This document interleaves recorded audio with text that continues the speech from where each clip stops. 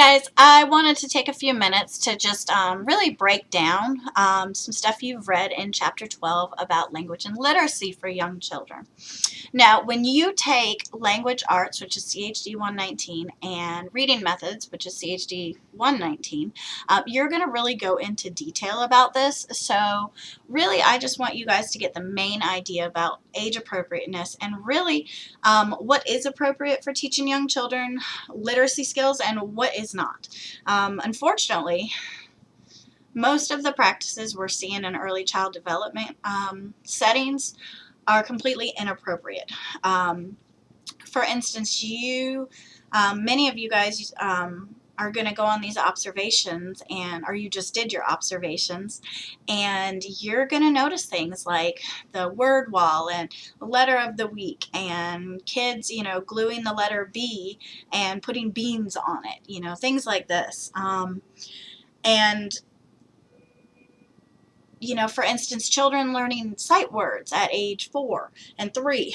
And I'm sure all of these are well-meaning attempts to teach literacy, but the truth of the matter is these are not age-appropriate activities to teach young children. You see, you might have remembered the term, or I hope you did remember the term, developmentally appropriate practice.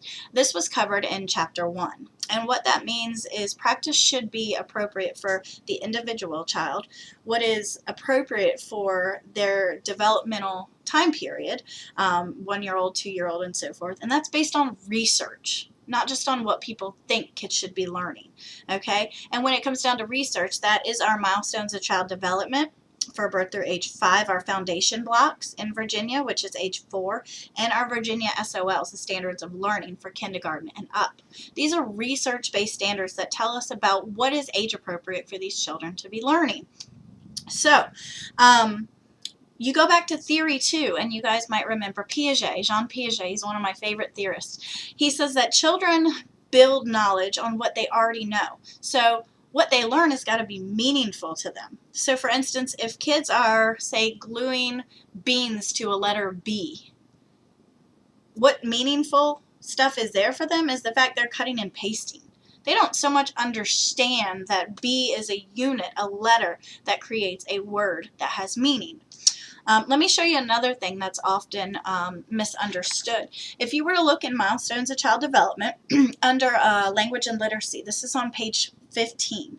One of the standards of 4-year-olds is that they recognize a word as a unit of print formed by individual letters. They recognize a word as a unit of print that is formed by individual letters. Now, a lot of people read that as children should learn sight words at age 4. They're recognizing a word. But let me say that again and listen. Are they actually supposed to be recognizing the word? Recognize a word as a unit of print that is formed by individual letters. So, that does not mean they can read a word. That means that they understand that a word is made up of individual letters that convey meaning. That means that they can look at a word and point to individual letters. That's it. It doesn't mean they know sight words or know how to read.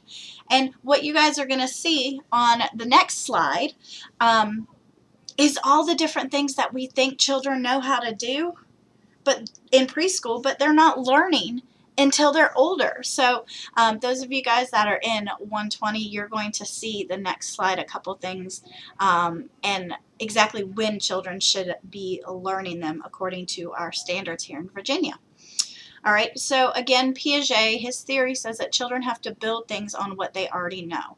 So these language and literacy skills that they're learning should be based off of what they're doing, everyday things. For instance, if a child is building a block tower, you might ask a child, what's the name of your tower?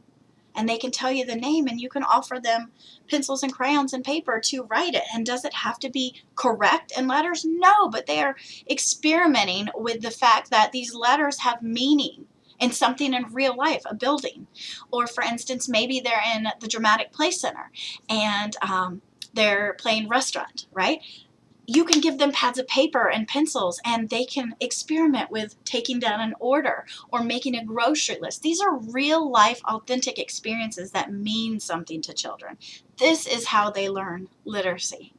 Not through the word of the week, not through flashcards or worksheets, or being asked 4 times, what letter is this? No, not quite. What letter is this? No, try again. That is not how they learn, okay? Please get that. All right, a few more things I want to just touch on. There's a big difference between how children learn letters. A lot of people seem to think if a child can sing their ABCs, they know their letters. That is not true.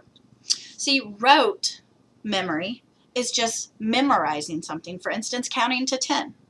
A child can count to 10, or a child can say their ABCs. But rational memory is, do you actually understand? For instance, if I draw 7 on the board, will you actually know that's a 7, or do you just know how to count it in context? All right, same thing with alphabet.